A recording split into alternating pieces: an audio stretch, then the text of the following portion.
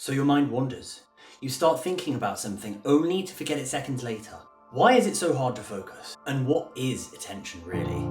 Attention is the cognitive process of selectively concentrating on one aspect of the environment while ignoring others. But how do we pay attention? A metaphor for our attention is that it works like a beam of light, a spotlight, selectively illuminating certain objects or ideas in our awareness. It helps us filter and focus, but also limits what we perceive at any moment. So attention acts like a spotlight? Well, not really. Researchers have found that our brain actually blinks. It's called an attentional blink. Our attention pulses and is rhythmic. Our brains have a rhythm, switching focus multiple times per second. And this means that attention is more like a flickering spotlight or a strobe light rather than a constant beam of light. But how do we decide what to pay attention to?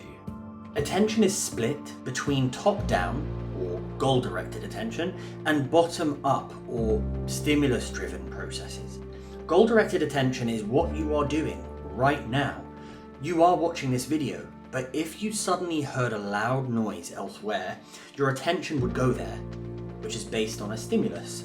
The dorsal attention network, DAN, is your brain's goal-directed attention network. This is the top-down process. This network involves areas in the frontal and parietal lobes and is activated when you choose to pay attention to something on purpose. It helps you focus intentionally on goals and plans. The ventral attention network, VAN, is your brain's stimulus-driven attention network or bottom-up process. It's mainly located in the right hemisphere, especially in the temporal and frontal lobes. VAN is like your brain's security system. It breaks your focus when something might need urgent attention, and this network alerts you to something unexpected, like a loud noise, a flash of light, or someone calling your name. So now we know how attention works, but what happens if we pay attention for too long? Well, attention is effortful, especially sustained attention, the kind we need for studying, working, or listening closely. It draws on mental and physical resources, and when we hold our attention without rest, something builds in the body. When attention is held rigidly, it transforms into a tension, muscle tension. But how does attention relate to our awareness of things, our consciousness? Philosophers have argued that attention is a prerequisite for consciousness. Ned Block and Jesse Prince suggest that what we attend to becomes what we are aware of, and without attention there may be no consciousness as we know it. In some patients with severe epilepsy, the corpus callosum, the thick bundle of nerve fibers that connects the left and right hemispheres of the brain, may be severed in half. It's called a corpus callosotomy. Following this neurosurgical procedure, the left and right hemispheres begin to act like independent agents, each with their own perception, memory, attention, and behaviors.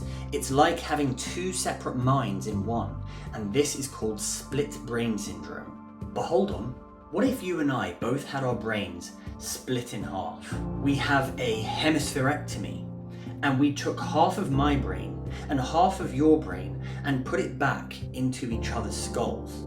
Whose attention would remain? What would we be paying attention to?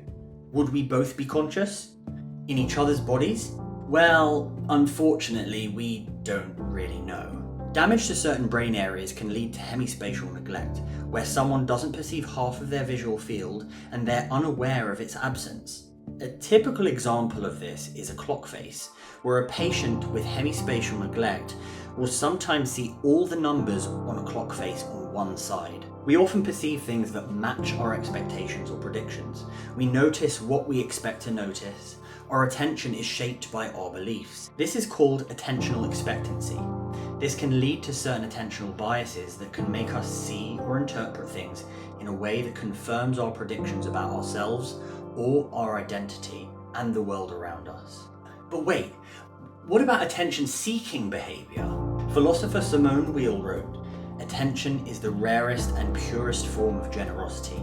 Attention-seeking behavior are actions performed primarily to gain the attention, validation, or emotional engagement of others. It reflects a real human need that we all have that's hardwired into our brains through evolutionary and developmental processes. We don't just pay attention, we crave it. For example, from social media or from promiscuity, attention from others is tied to our sense of worth and safety. Now, the law of concentrated attention suggests that we become what we consistently focus on.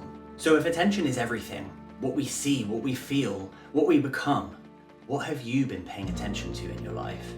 Thanks for being with me. Until next time.